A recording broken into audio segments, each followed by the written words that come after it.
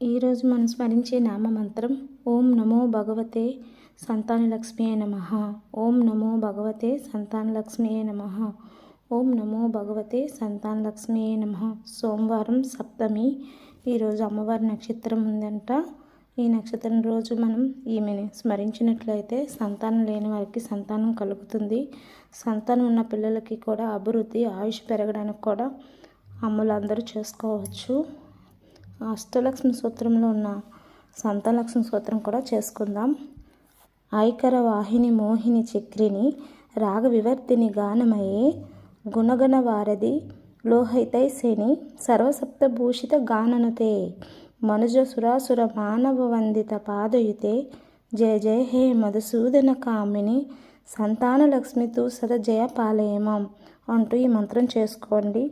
అమ్మను తలుచుకుంటూ ఈ రోజంతా పిల్లల అభివృద్ధికి కారణం.